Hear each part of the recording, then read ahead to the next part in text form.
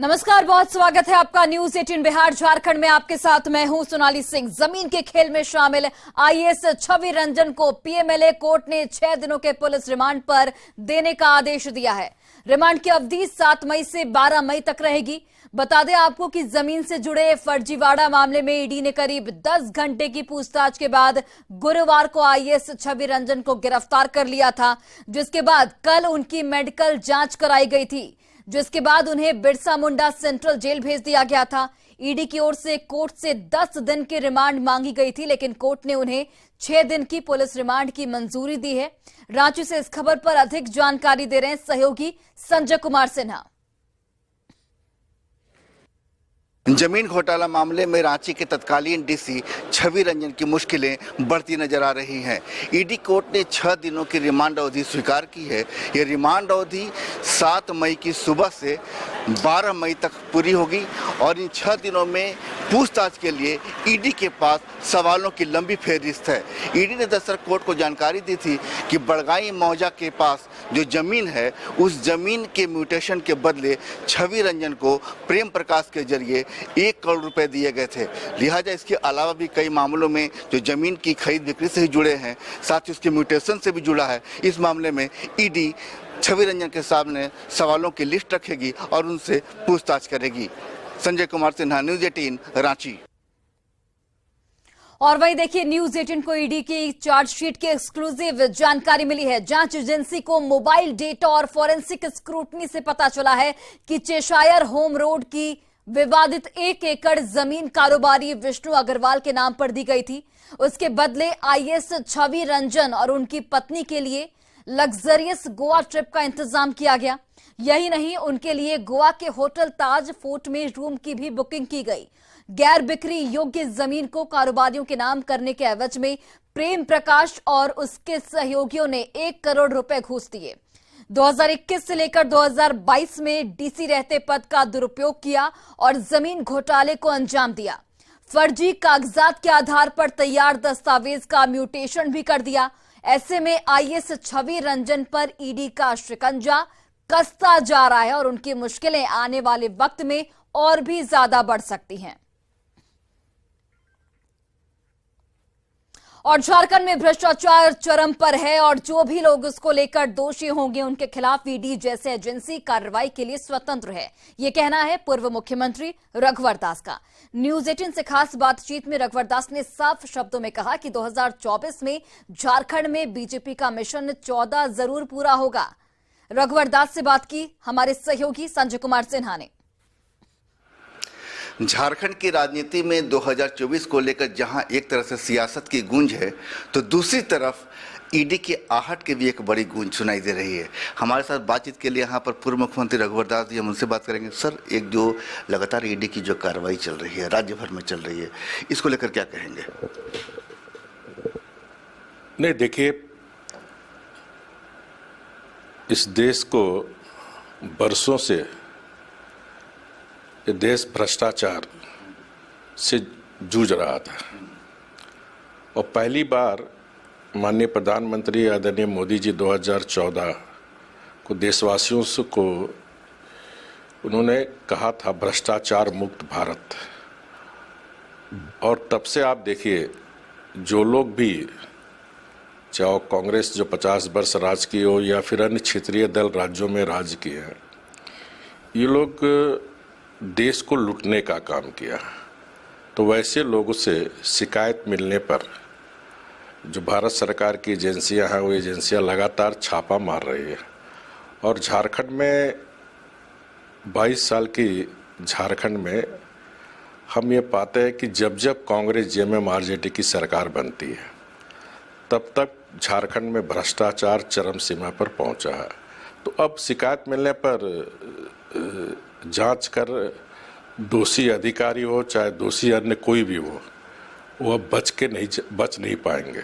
Bharatiya Janata party लगातार अपने सहयोगी साथ मिलकर 14 का 14 सीट की जीत हो, इसके लिए भारतीय जनता पार्टी और एनडीए के सहयोगी दल के साथ मिलकर हम लोग रणनीति के तहत काम कर रहे हैं। तो आने वाले समय में हम 14 का 14 भारतीय जनता पार्टी और एनडीए को सीट प्राप्त होगी।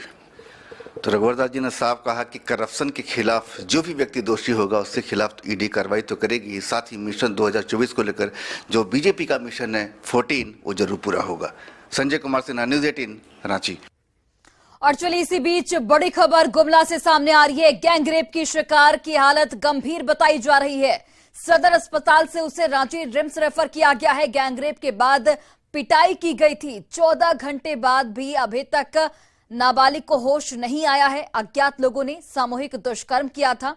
विरोध करने पर बेरहमी से पिटाई की गई थी। तो गैंग रेप के शिकार की हालत फिलहाल गंभीर बताई जा रही है। सदर अस्पताल से उसे रांची रिम्स रेफर किया गया है। गैंग रेप के बाद उसकी पिटाई की गई थी। 14 घंटे के बाद भी उसे अभी तक होश नहीं आया है। विरोध करने पर बेरहमी से उसकी पिटाई की गई थी। और चलिए अब बात करते हैं हाथी के उत्पात की। झारखंड और बंगाल के सीमावर्ती इलाके जमशेदपुर के लोगाहारा गांव के साथ जंगली हाथी वहां पर डटे हुए हैं। यहां पिछले 4 साल से हाथियों ने बंगाल के बाकड़ा और झारखंड के लोगाहारा गांव में अपना बसेरा बना लिया है। दिन हो या फिर रात, हाथियों की लगातार हो रही चहलकदमी और उनकी आवाज से लोग डरे सहमे हुए हैं। लोग अपनी खेती बाड़ी और काम धंधा सभी को छोड़कर हर वक्त हाथियों की निगरानी में जुट जाते हैं। वन विभाग की टीम हाथियों के मूवमेंट पर नजर बनाए हुए है, लेकिन क्यूआरटी में सदस्यों की संख्या काफी कम होने से हाथियों को घने जंगल में खदेड़ा नहीं जा सका है अभी तक। झारखंड बंगाल बॉर्डर पर हाथियों से लोगों को हो रही परेशानियों का जायजा लिया हमारे संवाददाता प्रभंजन कुमार ने। झारखंड के बंगाल सीमा में हम इस वक्त हैं। बाकड़ा या बंगाल का गांव है, लुगाहारा या झारखंड का गांव है। ठीक इसके सीमावर्ती ये जो जंगल है, यहाँ पर दर्जनों के संख्या में यहाँ पर हाथी है। गांव वाले आसपास लोगों ने प्रतिदिन यहाँ पर हाथी से वे आतंकित है और करीबन 70 से अधिक की संख्या में इसी जंगल पर यहाँ पर हाथी है। अभी इस वक्त ही इस जंगल में हाथी यहाँ पर मौजूद है और गांव के जो लोग हैं इस हाथी पर नजर बना कर रखे हुए हैं कि किसी तरह का कोई नुकसान ना हो। यह प्रयास इनका हर दिन का यह दिनचर्या बन गया है। कई सालों से हाथी इसी जंगल पे जमावड़ा बनाकर रखे हैं। बंगाल और झारखंड का सीमा क्षेत्र का यह जंगल इस हाथी के नाम से अब जाने लगा है। और हम यहाँ पर जानते हैं यहाँ के लोगों से भी कि किस तरह बंगाल के जो लोग हैं वे हाथी से परेशान है। हमारे इस झारखंड के जो लोग हैं वे हाथी से परेशान है। हाथी तो परेशान करता है, 5 साल से ऊपर हो गया है, लेकिन परेशान अभी ज्यादा हो रहा है। 70 से 80 हाथी यहाँ बहुत अड्डा क्या है, लेकिन गवर्नमेंट कोई सिस्टम नहीं ले रहा है। ऐसे हो गया कि हाँ आने जाने में भी दिक्कत हो रहा। क्या मान लीजिए लड़का स्कूल जाएगा तो जंगल का अंदर जाना पड़ रहा है। ठीक है, तो अनाज खेती बाड़ी तो सब लोग बंदे कर दिए हम लोग। जो गर्मी का धान होता है उसे बंदे कर दिए सब। कोई प्रॉब्लम हो गया, ठीक है, उसका सरकार देगा हर जना, क्या नहीं दे सकता ना, तो फिर तो सरकार को रिस्पॉन्स करना चाहिए ना। तो ऐसे पार्ट डे कंटिन्यू कैसे हो सकता है सर? रिस्पॉन्स लीजिए। नहीं, अभी तो पहले 30-40 आदमी आता था विभाग से, फॉरेस्ट विभाग से। अभी 4 आदमी आता है भगाने के लिए। रेंजर में हम लोग फोन किए थे, वो लोग बताया कि अभी तो 4 आदमी हम लोग भेजे हैं। तो एक रेंज में 4 आदमी रख के क्या फायदा होगा? के साय में बंगाल के चाहे लोग हो चाहे झारखंड के चाहे लोग हो, दोनों ही राज्य के जो लोग हैं वे पूरी तरह डरे हुए समे हुए हैं। वन विभाग से वे अपील करते हैं कि इस हाथियों को यहाँ से निकाला जाए ताकि उनकी जो जीवन है वह पूरी तरह सुरक्षित हो पाए। प्रभंजन कुमार, न्यूज़ 18, जमशेदपुर। और गिरिडीह में सरिया थाना क्षेत्र के बड़की सरिया में बीती देर रात हाथियों के झुंड ने जमकर उत्पात मचाया है। हाथियों ने खेत में लगी सब्जियों की फसल के साथ एक घर को यहां पर नष्ट कर दिया है। इतना ही नहीं, घर में रखे बर्तन और खाने पीने के जो सामान है उसे भी हाथियों की ओर से बर्बाद कर दिया गया है। हाथियों के उत्पात के सामने किसी की भी घर से बाहर निकलने की हिम्मत नहीं है। गांव में 15 हाथियों का झुंड पहुंचा था, जिसकी जानकारी मिलने पर वन विभाग की टीम पहुंची और ग्रामीणों के सहयोग से हाथियों को खदेड़कर गांव से बाहर किया गया। हाथियों के उत्पात में ग्रामीणों को लाखों की संपत्ति का नुकसान हुआ है, जिसके बाद सरकार से उचित मुआवजे की मांग की गई है। 11 बजे से अछुआसन से वहाँ से फड़ाका उड़का फोड़ के भगाया, तो इधर आ गया। हमको मकान में धस दिया। 16 को हाथी था। यहाँ चावल वोल जितना बहुत नफसवानी हो गया, जैसे जानवर है, बकरी है, सब चीज खोल हकाया तो कुछ बचा। सब को 1 लाख के नफसवानी हो गया। हमें घर बनने चाहिए बाबू। और गिरिडीह में धर्मांतरण का जाल तेजी से फैलता जा रहा है। आरोप है कि मिशनरीज की ओर से दिए जा रहे प्रलोभन की वजह से सदर प्रखंड के आदिवासी बाहुल्य गांव बिरदोंगा गांव की करीब आधी आबादी ने ईसाई धर्म अपना लिया है। गांव में 1000 से अधिक आदिवासी रहते हैं, जिसमें से आधे से अधिक आबादी सरना धर्म छोड़कर ईसाई धर्म अपना चुकी है। बड़े पैमाने पर धर्मांतरण के पीछे मिशनरीज की ओर से दिए जा रहे प्रलोभन के साथ ही ईसाई धर्म अपनाने पर सभी तरह की लाइलाज बीमारी को ठीक करने का झांसा प्रमुख है। अंधविश्वास और बेहतर जीवन के लालच में पड़कर लोग सरना धर्म छोड़ रहे हैं, जिससे आने वाले वक्त में आदिवासियों के अस्तित्व पर खतरा मंडराने की आशंका जाहिर की जा रही है। वो घर में भी खाने के लिए कुछ नहीं था। वो बकरी लगेगा, मुर्गी लगेगा, कहाँ से खोजेंगे? अच्छा, तो इसीलिए आप क्रिश्चियन बन गए? अच्छा, तो अभी फायदा हो रहा है? फायदा हो रहा है। क्या फायदा हो रहा है? हमारा बाल बच्चा पढ़ा दिया से वो नौकरी भी हो गया और अभी आगे देखते हैं। जैसे मिलता है क्यों, जैसे किसके ऊपर जैसे कुछ बने, जैसे समस्या आ गया तो उस समस्या द्वारा लोगों को मदद किया जाता है। पैसा मिलता है, पैसा से दिया जाता है, जैसे खाना वाना दिया जाता है, खाना वाना पैसा से दिया जाता है। हजारीबाग में रोहित पंडित के हत्यारों का अब तक कोई सुराग नहीं मिल सका है। बरही थाना क्षेत्र के चतरो गांव में रोहित पंडित पर उसके चाचा के परिवार ने हमला बोला था। गंभीर हालत को देखते हुए उसे बरही से रिम्स रेफर किया गया था, लेकिन इलाज के दौरान उसकी मौत हो गई। इससे नाराज लोगों ने शव को बरही थाना परिसर में रखकर आरोपियों पर कड़ी कार्रवाई की मांग की। वहीं मौके पर पहुंचे बरही एसडीपीओ और बरही विधायक उमा शंकर अकेला ने आक्रोशित परिजनों और स्थानीय लोगों को समझाया, जिसके बाद परिजन शव को थाना परिसर से उठाकर अपने गांव तक ले गए। एसडीपीओ ने स्पेशल टीम गठित कर आरोपियों की जल्द गिरफ्तारी का भरोसा दिया है। आए हैं तो उनके तरफ से खाली आंदोलन का मदद मिला है, उसके बाद कोई मदद नहीं मिला है। विधायक जी भी बोले कि बोरी जो है सो ले जाइए, गर्मी का टाइम है, बदबू मार देगा। तो हम बोले ठीक है, अब बोरी तो यहीं रहेगी, बोरी जाएगी नहीं जब तक हमको इंसाफ नहीं मिलेगा। एक घर का एक ही बेटा था, उस घर का दिया बुझ गया। उस तरीके का क्या इंसाफ देती है, वही हम चाहते हैं। हजारीबाग के चरचू प्रखंड के करीब 60 गांव बिजली की समस्या से इस वक्त जूझ रहे हैं। केंद्र सरकार की महत्वाकांक्षी दीनदयाल उपाध्याय ग्राम ज्योति योजना के तहत 33 केवी का पावर हाउस गोदवार गांव में बनकर तैयार है, लेकिन अब तक इन गांव को निर्बाध बिजली नहीं मिल पाई है। दरअसल फीडर तैयार होने के बाद भी वन विभाग की ओर से एनओसी नहीं मिल सका है, जिससे पावर सप्लाई नहीं हो पा रही है। लोगों ने जल्द ही बिजली सप्लाई की बहाली की मांग की है। चालू होने का नहीं कारण बताया जाता, बिजली विभाग द्वारा बताया जाता है कि यहाँ पे वन विभाग से एनओसी नहीं दिया जा रहा है, जिसके कारण यहाँ पे मतलब 33,000 का करंट नहीं पहुँच पा रहा है, जिसके कारण यहाँ के ग्रामीणों को बहुत सारी समस्या का सामना करना पड़ रहा है। पूर्व से ये क्षेत्र पिछड़ा हुआ है, यहाँ बिजली का समस्या काफ़ी है। यह बिजली समस्या जसवंत सिन्हा जब विदेश मंत्री थे, उन्होंने कहे थे कि हम बिजली स्टेशन उद्घाटन करेंगे, किए भी। आज तक बिजली पूर्ण रूप से यहाँ पर जला नहीं।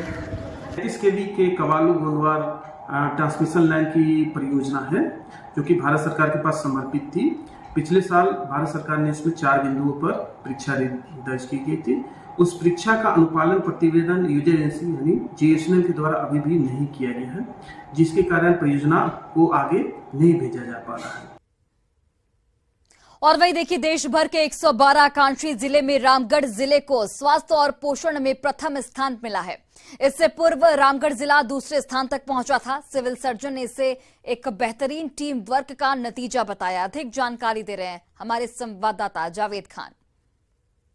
देश भर के आकांक्षी जिलों में रामगढ़ जिला को स्वास्थ्य और पोषण के मामले में प्रथम स्थान मिला है। हम सीधे बात कराएंगे रामगढ़ के सिविल सर्जन से, ये कैसे संभव हो पाया और ये कैसे रैंकिंग मिलता है, सर बताइए। हाँ, सबों को जोहार, नमस्कार। ये बहुत ही पूरे जिले के लिए गर्व की बात है कि स्वास्थ्य एवं पोषण के मामले में रामगढ़ जिले को सभी आकांक्षी जिले जो हैं भारतवर्ष के पूरे राष्ट्रीय स्तर पर प्रथम स्थान प्राप्त हुआ है। और ये जो हमारे स्वास्थ्य में जितने कार्यक्रम चल रहे हैं उनके आधार पर मिला है। हमें 77.4% मार्क्स दिया गया और इसके बेसिस पर पूरे भारत में हम लोगों ने प्रथम स्थान प्राप्त किया। हम लोग काफी महीनों से इसके लिए प्रयास कर रहे थे, कम से कम 2 साल से प्रयास तो हम लगातार कर रहे थे और हमारे स्टाफ्स और डॉक्टर्स में प्रतियोगिता की भावना भी थी कि हम लोग राष्ट्रीय स्तर पर नंबर 1 बने। भला कि बहुत बार हम लोग नंबर 2, 3, 4, 5, 6 सब कुछ लाए, लेकिन नंबर 1 होने से काफ़ी यहाँ के डॉक्टर्स और स्टाफ्स में उत्साह बढ़ा है और लोग आगे भी अच्छा काम करेंगे। खास तौर पर जो बच्चों का टीकाकरण, गर्भवती माता की देखभाल, संस्थागत प्रसव, टीबी बीमारी में भी अच्छा काम हुआ है। तो इन सारी चीज़ों को मिलाकर जो पॉइंट्स बना है उसके अनुसार हम प्रथम स्थान प्राप्त किए हैं। आगे भी हमारी कोशिश रहेगी कि हम लोग काफ़ी अच्छा रैंक लाएं पूरे भारतवर्ष में। इससे न केवल रामगढ़ जिला का बल्कि झारखंड जिला का भी नाम भी होता है और उत्साह भी बढ़ता है सबों में। मार्च महीने में जारी डेल्टा रैंकिंग में आकांक्षी जिलों में रामगढ़ को प्रथम स्थान स्वास्थ्य और पोषण में मिला है। ये पूरे रामगढ़ ही नहीं, पूरे झारखंड के लिए गर्व की बात है। जावेद खान, न्यूज 18 रामगढ़। और वहीं राजधानी रांची समेत झारखंड के मौसम में आने वाले 5 से 6 दिनों तक कोई बदलाव नहीं होने जा रहा है। मौसम विभाग के पूर्वानुमान के हिसाब से 7 से 9 मई के बीच बंगाल की खाड़ी में साइक्लोन मोचा उठ सकता है, जिसका राजधानी रांची समेत राज्य भर में आंशिक असर पड़ने की संभावना है। हालांकि राजधानी वासी हर सुबह चलने वाली ठंडी हवाओं का लुत्फ उठा रहे हैं। अधिक जानकारी दे रहे हैं मौसम को लेकर हमारे सहयोगी संजय कुमार सिन्हा। मई की गर्मी में भी रांची का मौसम ठंडा ठंडा कूल कूल एहसास दे रहा है, लेकिन मौसम में मोचा नाम के साइक्लोन की घुसपैठ हो सकती है। 7 से 9 मई के बीच जो पूर्वानुमान है कि बंगाल की खाड़ी में मोचा नाम का तूफान उठ सकता है, जिसका आंशिक असर झारखंड में हो सकता है। हमारे साथ कुछ लोग हैं जो रांची के मौसम का लुत्फ उठा रहे हैं। बोल रहे कि रांची का मौसम मई में भी इस तरह का मौसम है, ज्यादा बदलाव का तो अभी फिलहाल कोई पूर्वानुमान नहीं है, लेकिन एक तूफान है जो इसका असर आ सकता है। तूफान का तो सुन रहे हैं, बाकी इससे बड़ा बड़ा जो है तूफान रांची झेले हुए है, इसमें कोई फर्क ऐसी पड़ने वाला नहीं है। और मौसम बहुत कूल है यहाँ का। अभी मई में भी जो है सब पंखा का सबको जरूरत नहीं पड़ता है, पंखा एसी का कोई जरूरत नहीं है। चादर रात में ओढ़ के सोइए, अभी ऐसा ठंडा अभी रात में महसूस हो रहा है। सुकून देने वाली बात जो है कि मौसम विभाग का भी पूर्वानुमान है कि मौसम में आने वाले 5-6 दिन तक कोई बदलाव होने नहीं जा रहा है ना, अभी कोई एथी होने वाला नहीं है। और उसका भी बहुत आंशिक एथी आने वाला है, कोई बड़का तूफान नहीं आने वाला है। और इसका भी रांची वासी झेल लेंगे, झारखंड वासी झेल लेंगे। और क्या रांची वासी सब कुछ झेल लेंगे, लेकिन मौसम विभाग का साफ पूर्वानुमान है कि 7 से 9 मई के बीच बंगाल की खाड़ी में मोचा नाम का एक साइक्लोन है वो उठेगा, जिसका असर जो है बिहार, झारखंड, उड़ीसा के कुछ भागों में पड़ेगा। लेकिन झारखंड में फिलहाल इसका आंशिक असर कह सकते हैं कि एक पूर्वानुमान दिया गया। साथ ही कहा गया कि अगर इसका आंशिक असर हुआ तो कुछ जिलों में बारिश हो सकती है। संजय कुमार सिन्हा, न्यूज 18 रांची। और